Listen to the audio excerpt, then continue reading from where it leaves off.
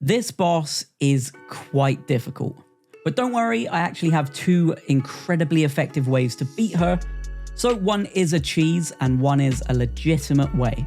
I'll run through the cheese very quickly first because I imagine most of you just want the real way, so we'll get to that in a second.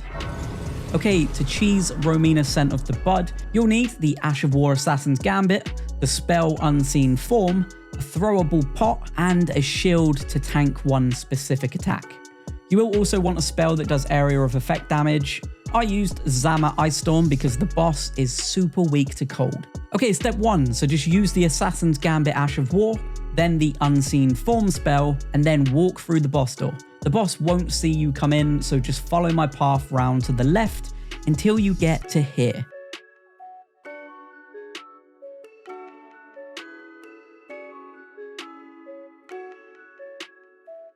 From here, throw your pot near the boss, but far away enough to make it turn its back on you. I used a bow to line up my shot a bit better. Then you just need to recast your Ash of War and spell to stay invisible.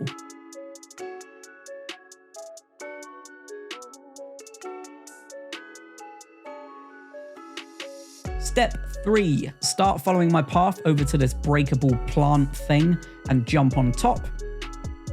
The boss will now sense you and start heading over, but it's all good, you have time. You'll need to sprint jump over to this platform here, but to do that, you'll need to be holding the sprint button, which, as you know, if you press, it will make you do a back step and fall off of the platform.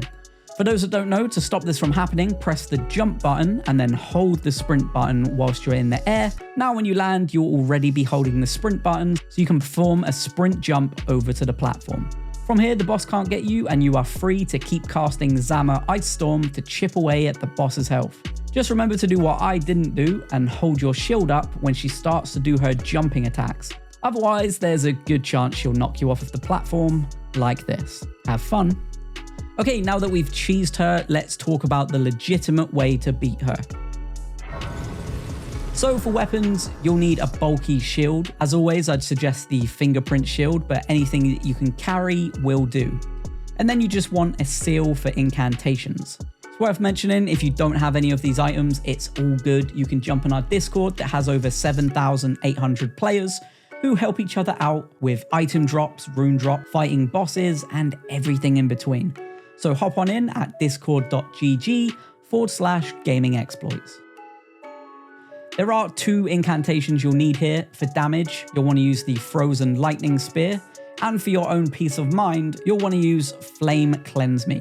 This will remove Scarlet Rot buildup. For armor, you just want the tankiest armor you can find. For talismans, you need the Faithful's Canvas Talisman, which raises potency of incantations, the Flock's Canvas Talisman, which greatly raises potency of incantations, the Dragon's Crest Great Shield Talisman, which enormously boosts physical damage negation, and finally the Two-Headed Turtle Talisman, which greatly raises stamina recovery speed.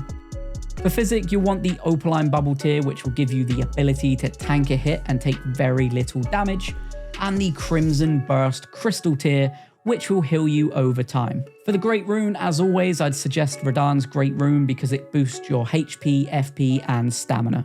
For your summon, you'll either need to summon in the Mimic tier, which will perfectly help distract, but also they'll be using the same equipment, making this a lot faster. Or you could summon in a friend from our Discord. Like I said, we've got 7,800 friends for you, so hop on in. Okay, step 1. The first thing you'll want to do when entering the boss room is to summon in your Mimic. But after that, do not try to heal the lost amount of HP. 9 times out of 10, the boss will rush you and she'll manage to clip off the same amount, if not more, of the health you just healed. Instead, hold that shield up and just tank through the physical hits. If she tries using magic and your shield isn't built for that, then just roll and get the shield back up. Step 2, once the Mimic has the boss's attention, heal up, drink your Wondrous Physic, and get ready to melt. Step 3, now that the boss has fully left you alone, start spamming her with the Frozen Lightning Spear incantation. 2 to 3 hits should end up causing a huge chunk of damage because she's super weak to cold.